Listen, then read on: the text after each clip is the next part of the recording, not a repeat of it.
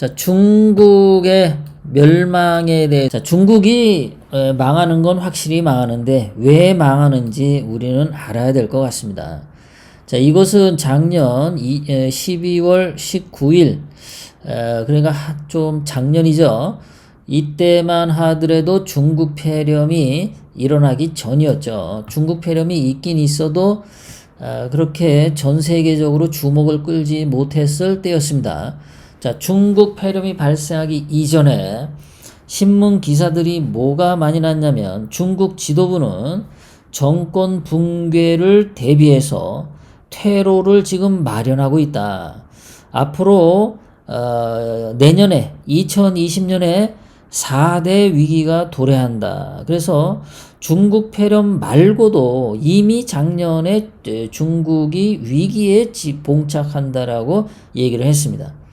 또 올해 1월 2일 이때도 중국 폐렴이 그렇게 거세지 않을 때 조금 약했을 때 그때도 무슨 얘기가 나왔냐면 경제가 무너지면 중국 정권 못 버틴다. 중국 공산당 붕괴에 대비해야 된다. 이렇게 얘기를 했습니다.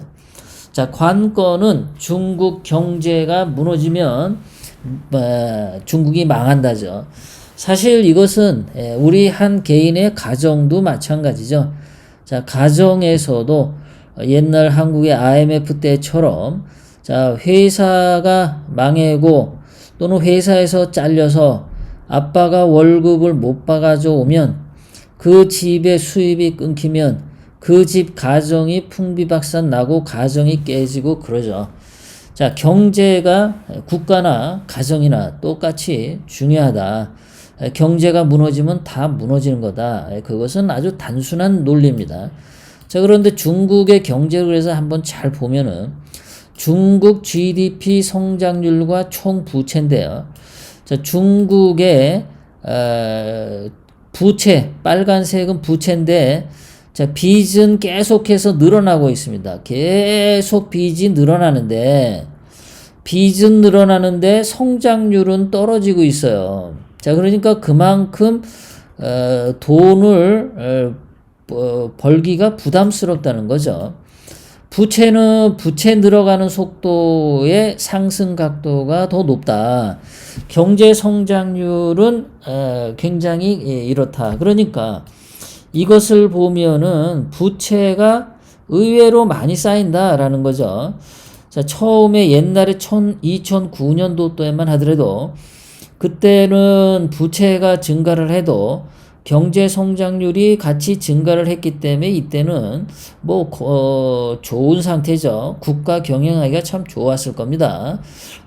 빚이 느는 만큼 성장이 높으니까 말이죠. 그런데 빚은 늦어도 성장률이 저하가 되면 진짜 문제가 되겠죠. 자, 그뿐만 아니라 중국의 빚이 늘어나는데 그 중국 근로자들이 타가는 월급 상승률은 이렇게 가파르단 말이죠, 매년. 자, 중국은 빚이 늘어가는데 근로자들 월급은 많이 줘야 돼. 이러니까 중국 경제에 부담이 많이 될 수밖에 없죠. 자, 정상적이고 평안한 상태는 아닙니다. 자, 이렇게 중국이 경제가 이런데 지금 중국 폐렴이 터졌단 말이에요. 자, 미국이 오늘 현재 115만 7천 명, 그 다음에 스페인 21만 명, 이태리 20만 명, 영국 19만 명, 프랑스 17만, 독일 16만 이렇게 나왔단 말이에요. 자, 그러면 이제 원래 스페인, 이태리, 영국, 프랑스, 독일 이런 나라들은 중국에 대해서 그래도 호의적이었어요.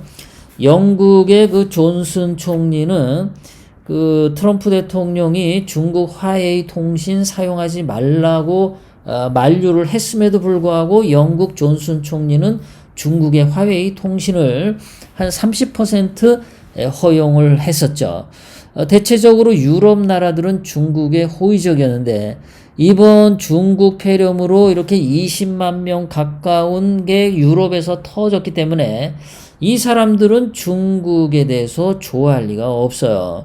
특히 영국의 존슨 총리가 이번에 중국 폐렴 걸렸었는데 오늘 신문을 보니까 죽었다 살아났다고 표현을 했어요. 자기가 너무나 아프고 힘들어서 죽을 각오를 했었고 유서까지 썼었다. 정말 죽을 뻔했었다. 근데 살아났다. 그 얘기를 했어요. 이런 사람들이 중국에 대해서 좋아할 리가 없죠. 그러니까 중국 폐렴이 끝난 이후에 세계 경제는 중국에 대해서 호감을 갖지 않는다. 예전에는 어떤 경제적인 측면에서 중국과 뭐 유럽과 화웨이 통신 같은 것도 그냥 아무 생각 없이 했지만 앞으로는 생각이 달라진다라는 거죠. 자, 현재 미국의 애플 회사 같은 경우는 그 애플 협력업체 폭스콘은 4개월 휴가를 줬고요. 상해시 그 창서 공장에는 2만 명 감원을 한다 그러죠. 그리고 미국하고 일본하고 중국에 있던 미국 공장이 미국으로 돌아오거나 중국에 있던 일본 공장이 일본으로 돌아오면 미국 정부하고 일본 정부가 보조금을 줘서 어서 오라고 그리고 이전 비용을 100% 대주기로 했답니다. 미국, 일본뿐만 아니라 독일도 이제 그 외국에 중국에 갔다가 독일로 다시 돌아오는 제조업 공장들을 환영하는 스마트 리쇼링 국내 복귀 정책을 추진하기로 했습니다. 삼성전자 같은 경우가 중국에서 공장을 철수했더니 그 중국의 그 지역 경제가 완전히 60%가 문을 닫아버렸대요. 그런데 중국에서 삼성전자가 이렇게 철수를 할 때 지역 경제 60% 문 닫은 것처럼 아까 일본 기업이 중국에 있다가 일본으로 돌아가면 그 지역이 중국 지역이 얼마나 더 망가지겠습니까? 또 독일 공장이 중국에 있다가 철수를 하면 그 자리 중국 그 지역 경제도 얼마나 많이 망가지겠습니까? 삼성전자 하나 이렇게 이전하는데 60%가 이렇게 문을 닫아 버렸다는 거죠. 굉장한 거죠. 그 지역 절반이 초토화 됐다는 얘기입니다. 자, 미국하고 중국하고 무역 규모를 보면요. 중국은 미국에 수출해서 돈을 2018년에 5,400억 달러를 벌어갔습니다. 반면에 미국이 중국에서 벌은 것은 1,200달러밖에 안 돼요. 그러니까 이 트럼프 대통령이 중국하고의 이런 그 무역 부분에 있어서 중국에 가 있던 애플 회사 같은 공장들이 미국으로 가게 되면은 중국 같은 경우는 미국에서 5,400억 달러 벌던 거 이거를 못 벌게 되겠죠. 교류가 아무래도 많이 줄어들 거고 또 미국인들이 이번 중국 폐렴으로 중국에 대해서 좋은 감정이 없어요. 그러니까 중국 물건에 대해서 구매하려는 욕구도 많이 떨어지겠죠. 자, 그러니까 이 미중 무역 규모에서도 중국은 미국에서 5,400억 달러를 벌어갔는데 앞으로는 이제 5,400억 달러가 아니라 뭐 절반으로만 떨어져도 중국 경제에 심각한 영향을 미치겠죠. 자, 미국은 이 4월 25일 날 중국 4개 통신업체의 사업 면허를 취소했습니다. 자, 이 중국의 4개 통신업체가 미국에서 사업하겠다고 면허를 얻었었는데 그것을 취소해 버렸다는 거죠. 그렇게 되면은 중국 회사가 미국에서 벌어들이는 돈이 확실하게 줄어드는 거죠. 자, 이런 상태에서 아주 중국이 이번에 결정적으로 또 잘못한 것은 뭐냐. 자, 중국이 한때 지금은 안 그렇다, 자기네들이 아니라고 그러지만 한때 중국이 미국의 마스크 수출 금지시키고 유럽의 마스크 수출 금지시키고 그래서 중국에 있는 중국에서 생산하는 마스크 원료를 한국에도 팔지 않고 외국에도 팔지 않고 수출 금지를 했단 말이죠. 그래서 제가 방송에서 중국이 예전에는 말 입만 꺼내면 보호무역 반대한다, 자유무역 찬성한다 이러고 시진핑이가 맨날 떠들었는데 중국 폐렴 터지자 전 세계에서 마스크 수요가 높아지니까 그때 남의 고통을 악용해서 중국이 마스크 수출 안 한다, 아주 도둑놈들이다, 이런 방송을 한 적이 있는데요. 이때에 유럽에 있는 사람들이 중국에 대해서 아주 안 좋은 감정을 가졌어요. 중국이 이렇게 위기에 처하니까는 마스크 수출을 금지한다? 야, 그러면 앞으로도 이런 위험이 또 생길 텐데, 그러면 앞으로 중국에 보냈던 공장들 다시 회수해야겠다. 중국에 공장이 있다가 중국이 문 걸어 담그면 그럼 유럽의 여러 나라들이 생산 못 하지 않겠냐. 그러니까 이번에 마스크를 중국이 저렇게 농간 치는 거 보니까 중국이란 나라가 참 위험하다. 또 중국이란 나라에서 또 나중에 무슨 바이러스 터져가지고 중국에서 생산 차질이 생기면 경제에 심각한 타격이 또 올 거다라는 이제 교훈을 주게 된 거죠. 그러니까 영국 같은 데서 중국에게 무슨 100달러, 뭐 예를 들어서 100억 달러의 공장을 투자를 했다면, 이제 영국 같은 데서 중국에 투자하는 거는 이제 3분의 1로 줄여서 한 30억 달러 정도 투자를 하고, 70억 달러 투자는 뭐 인도나 뭐 이런 데로 이제 옮긴다는 거죠. 프랑스, 독일도 마찬가지고, 프랑스와 독일도 중국에 100억 달러씩 예전에 투자했다면 이제는 한 30억 달러만 하고 70억 달러 투자를 빼낸다, 철수시킨다라는 겁니다. 이 유럽에서 중국에 대한 신뢰가 박살이 났다. 미국은 당연한 거고 일본도 마찬가지고, 그러다 보니까 중국은 중국 폐렴 끝나고 나도 경제가 예전처럼 좋아질 수가 없다. 절반으로 떨어질 가능성이 높다. 중국은 경제 성장률을 6%로 맞추려고 했지만 앞으로는 중국 경제 성장률 3%, 2%로 떨어질 가능성이 매우 높다라는 거죠.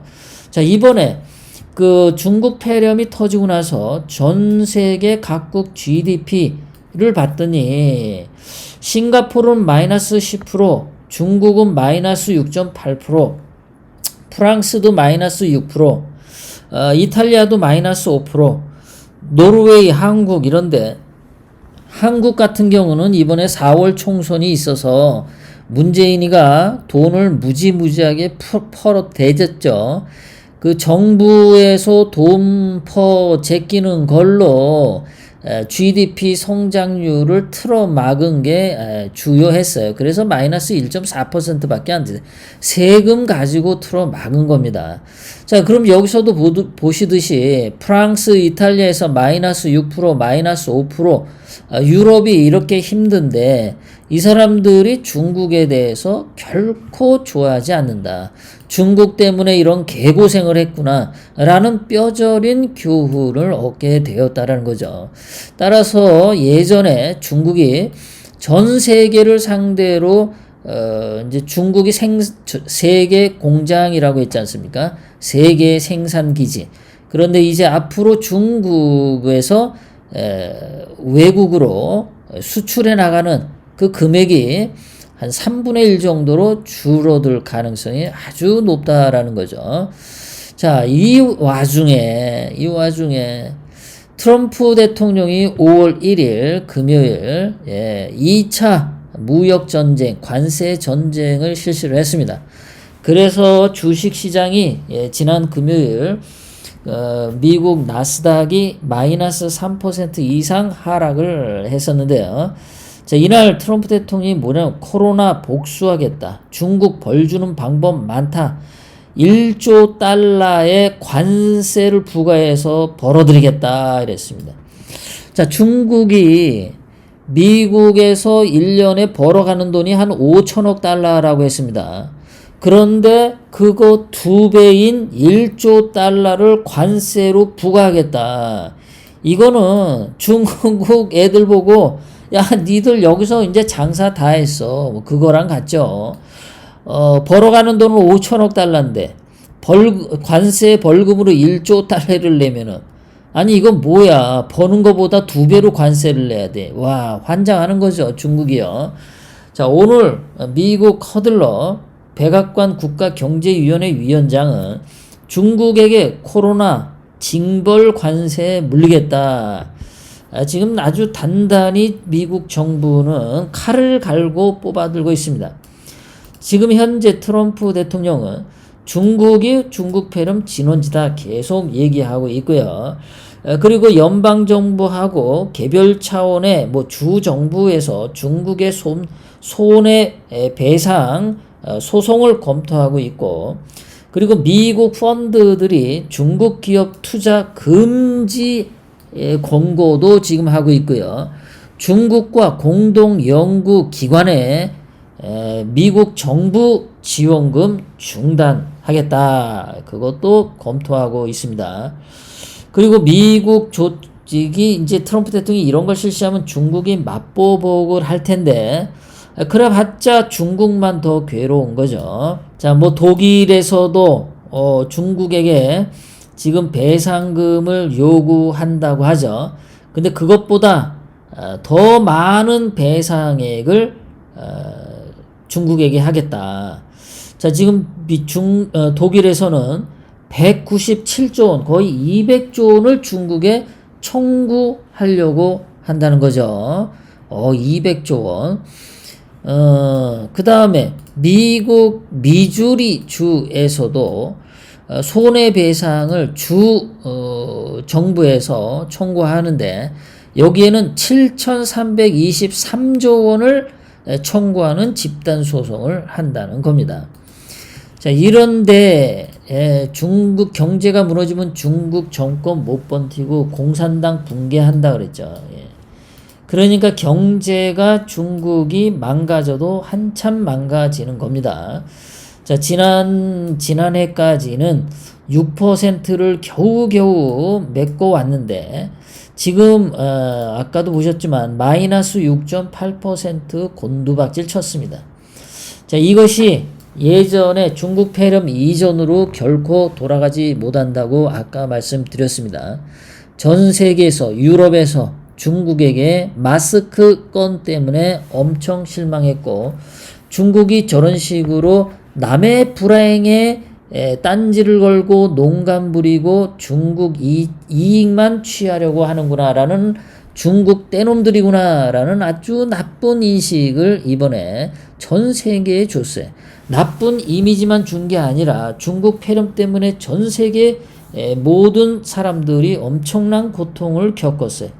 그래서 중국과 관련된 경제는, 중국은 경제 성장률 6%를 예전처럼 절대 달성할 수 없고, 뭐 2%나 0%나 뭐 2% 정도, 잘해야 2% 정도 유지하는데, 중국이 경제 성장률 2%를 맞추게 되면 중국 공산당은 유지하기가 굉장히 힘들다는 거죠. 구독, 좋아요, 알람을 눌러주세요. 다음 영상을 만드는데 더 큰 힘이 됩니다. 감사합니다.